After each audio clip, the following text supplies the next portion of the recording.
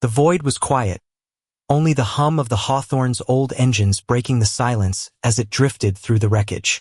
Captain Elias Vance sat in the pilot's chair, eyes scanning the twisted shapes of forgotten ships. Out here, far from the busy trade routes, the battlefield looked like a graveyard frozen in time. Rusted hulls floated beside shattered weapons, whole decks split open like broken bones. No one came here anymore, not even the scavengers. That made it perfect for Vance. They had been combing through debris for hours when the ship's sensors gave a sudden flicker. Mara Ivers, the ship's engineer, frowned at her console. "That's strange," she muttered. "Something's out there, big, but it's invisible to our scans." Invisible. Vance leaned forward. "Could be an asteroid." Mara shook her head. "Not the right density. It's denser, like it's pulling the signal in and not letting it go." Vance glanced at the wreckage ahead, narrowing his eyes. "Mark the coordinates. Let's take a closer look." The Hawthorne's thrusters flared as it glided between the husks of ships. Slowly, something began to take shape in the darkness. A jagged black shard the size of a shuttle, half buried in a drifting wall of twisted metal. It didn't shine like the other debris. In fact, it seemed to swallow the light around it, a hole in the starlight itself. "What in the void is that?" whispered Juno, the young navigator, her voice barely above a breath. Vance didn't answer right away. He'd seen alien wrecks before, old warships from the Targeth siege, Vehlari raiders, but this was different. The surface of the shard was too smooth, too perfect, yet not manufactured in any way he understood. It looked grown. Mara tapped the controls. "It's giving off no power readings at all. Nothing. But it's disrupting our scans like crazy." Vance's gut twisted. In the war, he had learned to trust that feeling. Sometimes the things worth the most were the things no one else wanted to touch. "We're bringing it aboard." Juno stared at him. "Captain, that thing could be dangerous. We don't know what it is." "Exactly," Vance said. "Which means we can't leave it here for someone else to find." They prepped the salvage arms and carefully pulled the shard free from the wreckage. Even through the containment field, Vance could feel it, like standing near a deep ocean trench, the kind that made you dizzy just thinking about how far down it went. As soon as it was secured in the hold, the Hawthorne's lights flickered. The air systems hiccuped, and for a heartbeat, the entire ship felt heavy, as if gravity had doubled. "What was that?" Juno's voice was sharp. Mara scanned her panels. "Power fluctuation, but it's already back to normal." Vance didn't like the timing. "Check the containment field. Double it." Hours passed as they moved away from the battlefield. The crew was quiet, the shard sitting in the cargo bay like a silent guest. Vance couldn't stop thinking about it. Who made it? Why was it left behind? And why did it feel like it was watching them? Then it happened. A pulse. No sound, no light. Just a ripple in the air that made every hair on Vance's arms stand up. Passed through the ship in less than a second. Mara looked up from her station. "Did you feel that?" Vance nodded slowly. "Yeah. Wasn't from us," she said. "And whatever it was, it's gone. Like it was never here." The captain's mind raced. Out here, pulses like that could be a beacon, a signal. Something somewhere might have just heard them. "Set a course for Black Spire Station," Vance ordered. "We're not staying out here any longer than we have to." They jumped to FTL, the stars stretching into long white lines. But even as they sped away, Vance couldn't shake the feeling that the shard had done something. Not to the ship, to them. And far behind them, in the shadowed wreckage, a silent light blinked once, twice, then vanished. Something ancient had been listening, and now it knew exactly where they were.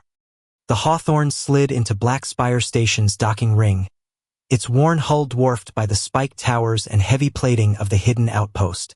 To most of the galaxy, Black Spire didn't even exist. It wasn't on any star charts, and those who knew about it kept quiet.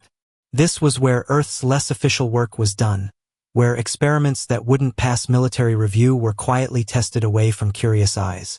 The crew disembarked into a dimly lit hangar, the air thick with the smell of metal and old machinery. Dr. Mara Ivers stayed close to the floating containment field that carried the shard. It hung there like a shadow, perfectly still, as though the universe itself was holding its breath around it. Waiting for them was Commander Holt, the station's head of security, his sharp eyes narrowing at the sight of their cargo. "What in the void is that?" "Something worth your best, lab," Vance said. "No questions, no delays. Straight to Mara's research bay." Holt hesitated, but one look at Vance told him there would be no arguing. They moved quickly, security drones hovering along the corridor as they escorted the shard to a reinforced lab lined with equipment far more advanced than anything on the Hawthorne. Once inside, Mara began her scans. The shard's surface looked smooth at first glance, but under magnification it revealed patterns. Microscopic grooves that twisted and shifted like living veins. Every few seconds, the patterns would rearrange themselves into something new. "That's impossible," Mara whispered. "It's rewriting itself." "Rewriting what?" Juno asked, leaning over her shoulder. "I don't know, but it's not just metal. This is something in between technology and biology, and it reacts when we look at it." Vance frowned. "Reacts how?" Mara adjusted the scanner and pointed. "See that shift? It's matching our gaze patterns, almost like it knows where we're looking and changes to hide something." Juno shivered. "So it's aware?" "That's not the word I'd use," Mara said carefully. "But it's not dead material." Vance stayed quiet, his eyes fixed on the shard. He'd seen his share of alien tech during the war, but nothing that felt like it was watching him back. Hours passed as Mara tried every non-invasive scan she could think of, from particle sweeps to harmonic resonance tests. Most bounced off or came back scrambled. But when she accidentally brushed a live power cable too close to the containment field, the shard reacted. It unfolded. Thin plates peeled back with smooth, liquid motion, revealing an inner layer that glimmered with colors that didn't exist anywhere else. Shades his mind couldn't quite name. In the center, a core pulsed faintly, like the slow heartbeat of a sleeping animal. No one spoke. Even the hum of the station seemed to fade into silence. Then, without warning, the shard projected an image into the air above it. A field of stars appeared, but not like any human chart. Entire constellations twisted and shifted, showing a galaxy in motion over centuries. And then came the battle, dozens of ships, each moving with impossible speed, tearing through an unseen enemy. Flashes of light flared in patterns too precise to be random. And just as quickly as it appeared, the image faded, the shard sealing itself back into its original shape. "What was that?" Juno asked, her voice barely above a whisper. "History," Mara said softly, "or a warning." Before Vance could respond, Holt's voice crackled through the comm on his wrist. "Captain, we've got incoming traffic. 3 ships just dropped out of FTL. No transponder codes, moving fast." Vance's gut went cold. "Vehlari. Looks like it," Holt replied. "And they're coming in weapons hot." Vance turned to Mara. "Seal the lab. Don't let anyone near that shard unless it's me." The station shuddered as the first blasts hit the outer shields. In the distance, alarms wailed. Holt's voice returned, sharper now. "They're hailing us. Want to speak directly to whoever brought the relic." "That would be you, Captain." Vance didn't waste time. He strode to the comm station and accepted the hail. A Vehlari captain appeared on screen. Tall, armor-clad, with eyes like polished stone. "You have something that does not belong to you," the alien said in a voice as cold as space. "The forbidden shell. Hand it over, and we will let your station live." Vance stared back without blinking. "If it's so forbidden, why do you want it?" The alien's jaw tightened. "Because it is dangerous. To you. To everyone. Give it to us, and you'll never see us again. Or," Vance said slowly, "I keep it and you tell me what it really is." The Vehlari captain's eyes darkened. "You will regret that choice." The comm cut out, and a new tremor ran through the station as weapons fire intensified. Vance turned toward the lab, his decision made. "We're not giving it to them," he said. "Get the Hawthorne ready." If they want it this badly, it's worth keeping. But as they moved to leave, the shard pulsed again, once, twice, and the lights in the lab flared brighter than ever before. Something deep inside it had woken up. The station shook again, harder this time, making tools rattle across the lab tables. Somewhere in the distance, something heavy crashed to the floor. Over the comm, Holt's voice was urgent. Outer shields are dropping fast. If you're going to run, Captain, you'd better do it now. Vance didn't need to be told twice. Mara, Juno, move the shard to the Hawthorne. The containment field floated between them as they rushed through the narrow corridors, lights flickering overhead. The hum of the shard had changed. Before, it had been silent and still. Now, there was a faint vibration in the air around it, almost like it was breathing. Vance didn't mention it. The others looked tense enough already. By the time they reached the hangar, the outer blast doors were closing. Holt and 2 armed station guards held the line, firing into the docking bay at shapes moving through the smoke. Vehlari boarding parties. Tall, lithe, armored in overlapping black plates, they moved like predators, fast and sure. Go! Holt shouted, firing a burst from his rifle. I'll hold them. Vance didn't argue. The containment field glided up the Hawthorne's ramp, the crew piling in after it. Juno slammed the hatch controls, and the doors sealed with a heavy clang. Engines up, Vance ordered. The ship shuddered as Mara pushed power to the drives. On the view screen, the Vehlari ships were already turning toward them, weapons locking on. A lance of plasma fire streaked past, close enough to make the hull shiver.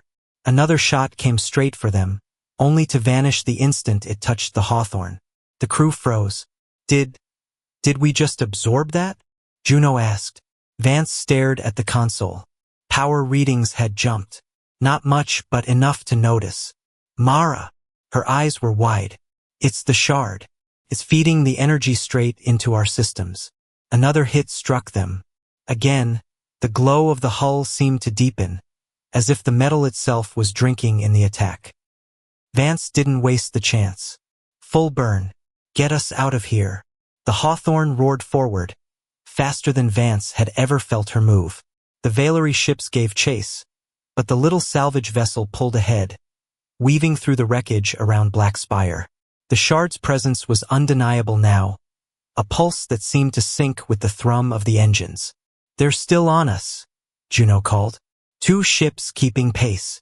Vance gritted his teeth. Let's see how much fight this thing has in it. He swung the Hawthorne into a tight turn, straight toward the lead Vehlari vessel. Plasma fire flared again, slamming into them.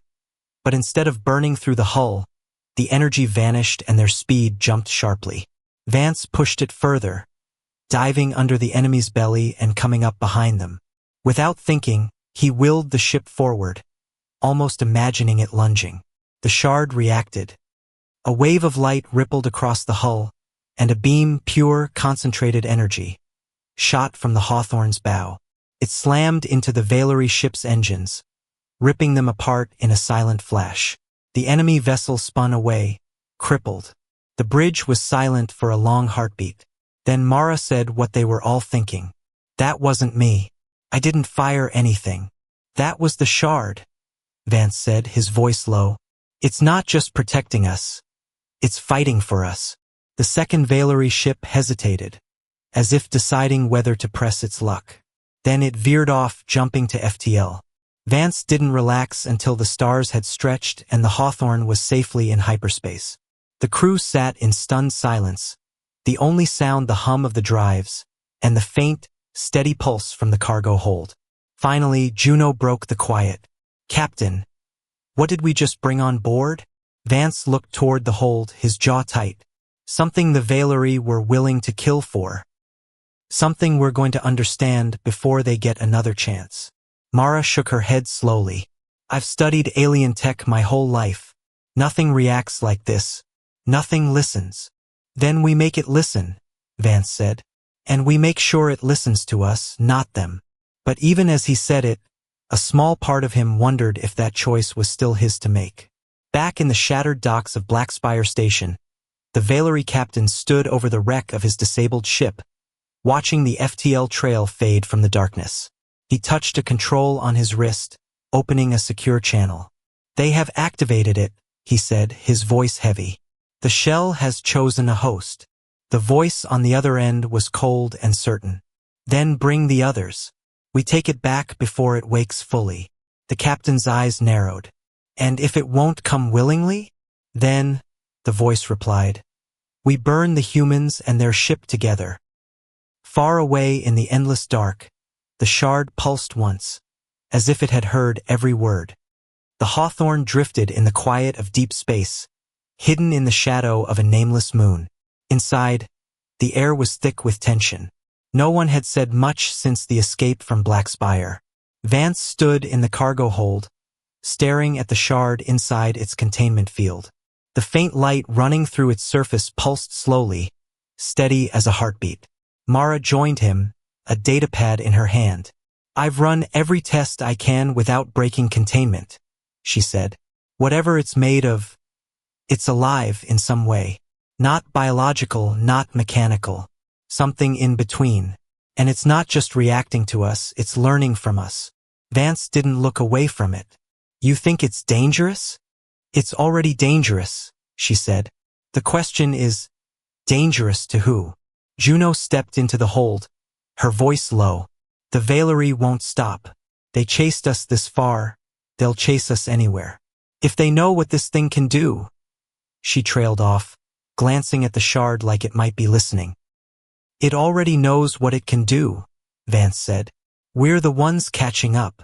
The lights flickered. Mara frowned and checked her readings. That wasn't the ship.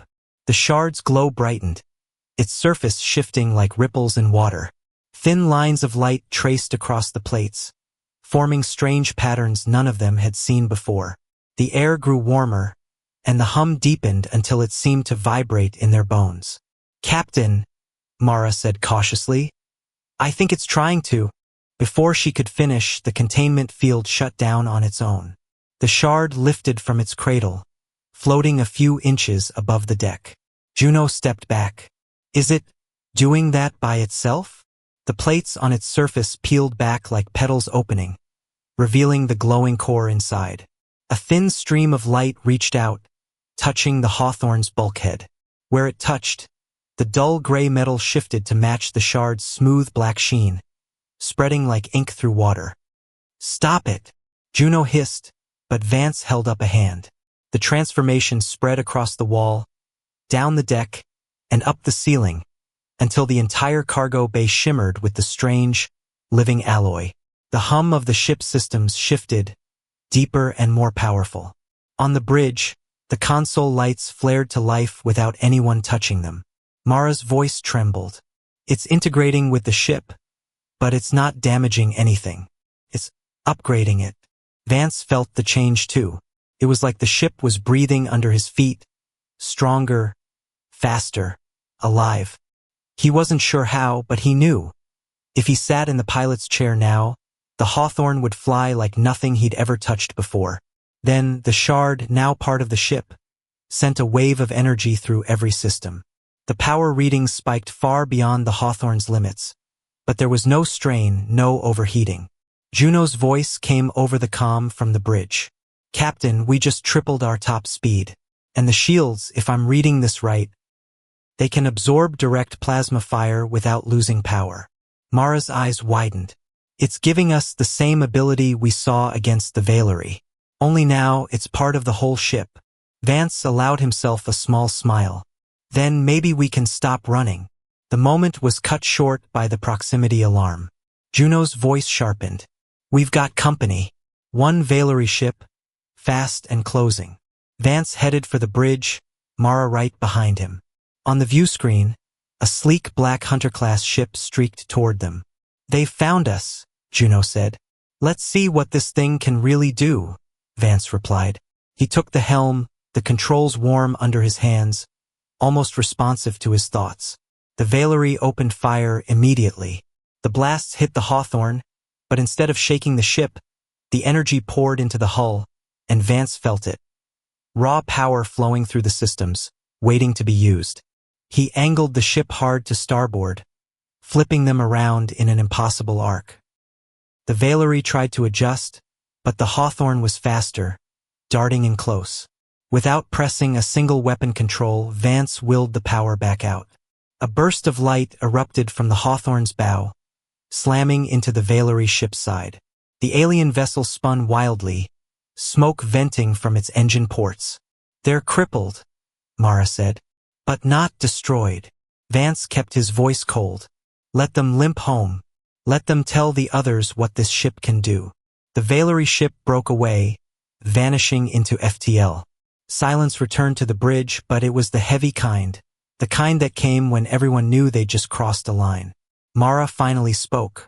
"Captain, whatever this thing is, it's not just a weapon. It's choosing to fight with us." Vance didn't answer right away.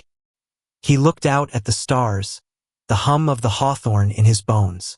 Somewhere out there, the Vehlari were regrouping, and now they knew the humans weren't just running anymore. They were hunting back. The Hawthorne coasted into the safe zone around Outpost Greyline, a hidden listening post buried in the shadow of a barren asteroid. The crew hadn't spoken much since the fight. They didn't need to. Each of them knew what that encounter meant. The Vehlari wouldn't stop now. They'd come in force next time. Commander Raylan, the outpost's operations chief, met them at the docking bay. His gaze went straight to the hull of the Hawthorne, running a hand over the strange black sheen that now covered parts of it. "This isn't your ship's original plating," he said slowly. "No," Vance replied. "And it's not any plating you've seen before." Inside the briefing room, Mara laid out everything: the shard, the integration, the Vehlari attack, and the way the Hawthorne had absorbed and returned enemy fire. Raylan listened without interrupting, his expression unreadable. When she was done, he leaned back in his chair. "I've heard rumors," he said. "Stories from the outer sectors about the Aegis shell, said to be pieces of an ancient defense system from before the recorded age. Every known race has tried to activate them. None succeeded." He looked at Vance. "Until now, apparently." Vance didn't flinch. "We didn't activate it. It activated itself." Raylan nodded. "Which means it chose you. And that is exactly why every major power in this part of the galaxy will want it, or want you dead before you can use it." Before they could respond, a tech burst into the room, breathless. Long-range scans just picked up multiple Vehlari fleets entering the sector. They're not alone. 2 other alien banners are with them. Old enemies working together. Juno cursed under her breath. "They're uniting just to take this thing back." Raylan's eyes flicked to Vance. "You can't stay here. Greyline's built to hide, not fight. If they find us, we're finished." Vance thought for a moment. "Then we don't wait for them to come. We take the fight to them." Raylan frowned. "With one ship." "This isn't just one ship anymore," Vance said. Mara nodded. "It's part of something bigger, and it's learning fast." They spent the next few hours refitting the Hawthorne with additional weapons mounts and reinforced systems. The black alloy spread further over the hull, reshaping plates, strengthening joints, even altering the ship's internal layout in subtle ways. It was as if the vessel was preparing for what was coming. When they lifted off again, the Hawthorne felt different under Vance's hands. Faster, sharper, almost eager. The crew barely needed words. The ship seemed to know what they wanted before they asked. They jumped into a stretch of open space near a pulsar, the violent flashes of light making the void look alive. Vance chose this place deliberately, plenty of radiation and magnetic interference to hide their movements. Minutes later, the first Vehlari ships appeared, their sleek forms slicing through the darkness. More ships emerged behind them, tall, blade-like cruisers belonging to the Dravith, and wide, insect-shaped carriers marked with the banners of the Zurati. 3 races who had fought for centuries, now flying side by side. "They've brought a full hunting pack," Juno said quietly, "and they're spreading out to box us in." Vance kept his voice calm. "Good. Makes them easier to pick apart." The enemy fired first, streaks of energy lighting up the darkness. The Hawthorne's hull drank it in, the glow along the black plating brightening with each hit. Vance waited until the charge built to a deep, steady hum, then willed the ship forward. They phased through the lead Vehlari vessel, leaving a pulse of raw energy behind. It detonated from within, breaking the enemy formation. The Dravith ships tried to flank, but the Hawthorne twisted in ways no ship its size should be able to move, skimming between them and blasting their engines apart. Mara called out from her station, "Captain, the alloy's processing patterns faster than before. It's anticipating their moves." Vance grinned. "Then let's give it more to work with." The fight turned into a blur. Phase runs through carriers, redirected energy bolts slamming into enemy shields, the Hawthorne vanishing and reappearing like a phantom. One by one, the attackers broke away, retreating into FTL trails. When the last ship fled, the silence returned. The black plating dimmed, settling back into its steady pulse. Juno let out a slow breath. "That was impossible." "Not impossible," Vance said, looking at the strange living hull around them. "Just human enough to try." But even as they spoke, far beyond the pulsar's light, another fleet was forming, larger, faster, and coming straight for Earth. And this time they wouldn't be alone. The Hawthorne returned to Earth space under heavy escort, the black alloy still clinging to its hull like a second skin. News of the battle had traveled fast. Too fast. By the time they landed at Atlas Command, the military council was already waiting. The council chamber was tense. Generals, admirals, and intelligence officers filled the room, their eyes flicking between Vance, Mara, and the data feeds showing the Hawthorne's impossible maneuvers. Holographic replays of the fight spun slowly above the table. Admiral Kerr, a hard-faced woman with silver hair, leaned forward. "We've studied alien technology for decades. None of it ever bonded like this. You're telling us the ship chose to fight with you?" Mara nodded. "It's not a weapon you control. It's a partner. It listens. It adapts. And it remembers." Kerr's eyes narrowed. "Remembers what?" "Designs, tactics, energy patterns. I think it's part of a much larger system," Mara said. "One built for defense, not destruction. But in the right hands, it's unstoppable." The room fell silent. Then a younger general spoke. "If it's this powerful, we need to build more. Use it to end the war before it begins." "It doesn't work like that," Mara said. "You can't just cut pieces off it and bolt them onto another ship. The alloy has to accept the host. If it doesn't—" She didn't finish, but the meaning was clear. Vance spoke next. "The Vehlari and 2 other races teamed up just to take it from us. That means they know exactly what it is. And they won't stop. The only way to keep it out of their hands is to use it before they're ready for it." Reluctantly, the council agreed. A plan was drawn up in hours. Take the Hawthorne, now codenamed Aegis I, and strike a gathering point where Vehlari fleets were amassing. If they could cripple their coordination, it might buy Earth time. The crew returned to the Hawthorne as engineers swarmed around it, feeding raw materials into the strange alloy. Instead of rejecting them, the black plating absorbed the metals, reshaping itself. The ship grew sharper lines, thicker armor, and new protrusions that hummed with contained energy. "It's building weapons," Mara said, watching the changes. "But not like ours. These are alive." Vance walked the corridors, feeling the difference in the deck under his boots. The air was warmer, the hum deeper. The Hawthorne felt stronger, more awake. When they launched, the ship moved like it couldn't wait to fight. The trip to the enemy rally point was short. They dropped out of FTL into the shadow of a dying star, its red light washing over a formation of Vehlari dreadnoughts. "They've spotted us," Juno said from the helm. "And they're not wasting time." The first wave of fire hit them in seconds, but the Hawthorne drank it in, the glow along its hull rising to a blinding white. Vance felt a strange pressure in his mind, like the ship was asking a question. He answered without speaking, "Hit them hard." The Hawthorne obeyed. It phased forward in a burst of impossible speed, cutting straight through the lead dreadnought. The instant they emerged on the other side, a wave of pure energy erupted from the hull, ripping the enemy ship apart in a single flash. 2 more dreadnoughts closed in. The Hawthorne twisted in a spiral maneuver no human ship had ever performed, weaving between them and unleashing twin pulses that tore their weapons apart. Mara's console lit up.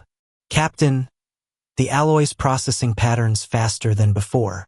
It's not just reacting to your commands, it's predicting them." Vance grinned. "Then let's see how far it can go." The battle turned chaotic. The Hawthorne danced between enemy fire, turning every attack into fuel, every movement into a counterstrike. The enemy fleet broke apart, ships fleeing into the dying star's glare. But just as the last Vehlari ship vanished, a massive shadow fell across the viewscreen. A single vessel, bigger than anything Vance had seen, slid out of FTL. Its hull was black, not like the Hawthorne's alloy, but something colder, sharper. Juno's voice was tight. "That's not Vehlari. That's something else." The new ship scanned them once, then opened a channel. A voice, low and alien, filled the bridge. "You carry what is not yours. Return the shell or be erased." Vance didn't answer. The hum in the Hawthorne deepened, and for a heartbeat, he could swear it wasn't just ready to fight. It wanted to. And somewhere deep inside the hull, something ancient stirred, as if it had been waiting for this moment all along. The alien ship moved closer, its dark hull blotting out the dying star behind it. The air on the Hawthorne seemed heavier, the deep hum of the black alloy rising until it was almost a growl. Vance stood at the center of the bridge, his hands tight on the console. The voice came again, calm but heavy with threat. "We are the keepers of the shell. It was never meant for you." Mara glanced at Vance. "Keepers? That's not a name I've heard in any archive." Vance kept his tone steady. "If you're the keepers, then why did we find it in a graveyard? Why did you leave it to drift as scrap?" There was a pause, and then the voice replied, "Because none were worthy. And you will not be either." The Hawthorne's plating pulsed once, bright enough to light the whole bridge. A sudden image filled Vance's mind. A flash of ancient battles, star systems burning, fleets consumed by weapons beyond understanding. And in the center of it all, ships like theirs, black and alive, defending against something unseen. Mara's voice was urgent. "Captain, the ship's trying to link with us. All of us. It wants to act." Vance didn't hesitate. "Let it." The link hit like a wave. Vance's senses expanded, the bridge and crew becoming part of a larger awareness. He could feel the Hawthorne's power, the way energy flowed through its veins, the readiness to strike. He felt Mara's focus, Juno's sharp instincts, even the rhythm of the ship's engines as if they were his own heartbeat. The alien vessel fired first, a beam of white energy that could have split a planet in two. The Hawthorne didn't dodge. It absorbed the hit in full, the black plating flaring with a blinding white glow. Vance guided the power back out, shaping it into a lance of pure force that slammed into the keeper ship's shields. The enemy staggered but held. They fired again, this time a web of crackling energy that sought to lock the Hawthorne in place. The ship phased at the last second, passing through the trap and reappearing behind them. The plating shifted mid-flight, forming jagged edges that cut through the alien ship's rear armor. "They're strong," Juno said through gritted teeth. "Stronger than anything we've faced." "Then we have to be smarter," Vance replied. The Hawthorne moved with impossible precision, weaving through the keeper's counterstrikes, each attack making them faster, stronger. The ship wasn't just fighting, it was learning, adapting, anticipating. Then Vance felt it, an opening, small but there. "Now," he whispered, and the ship understood. They struck as one, unleashing every drop of stored energy into a single pulse.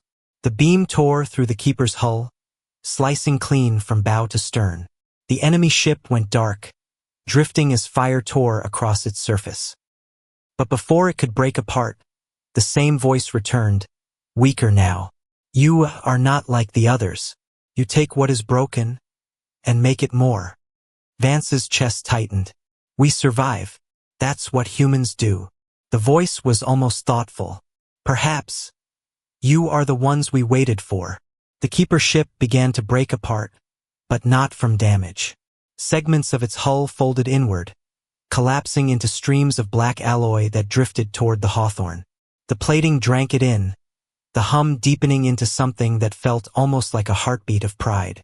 Mara's console lit up. Captain, it's giving us more. Designs, systems, maps, locations of others like it. Other shells scattered across the galaxy. Juno grinned, wide-eyed. We're not just one ship anymore. We could be a fleet. Vance looked out at the stars. No, we will be a fleet. The wreckage of the Keeper ship floated away, and the Hawthorne turned toward open space. The link between ship and crew faded to a softer connection, but Vance could still feel it there, ready, listening. Back at Atlas Command, news of the victory spread like fire. The Council's fear had turned to determination. For the first time, humanity wasn't just defending itself, it was on the path to becoming something more. The Hawthorne was no longer a scavenger's vessel. It was the first of a new kind of ship, born from forgotten relics and human stubbornness. And somewhere out there, more waited to be found. As the stars stretched into lines and the ship leapt to FTL, Vance allowed himself a small smile. The Vehlari, the Dravith, the Zerati, they thought they understood humans. They thought they could break them. They were about to learn the truth. Humans didn't just survive. They took what the galaxy threw away and made it unstoppable.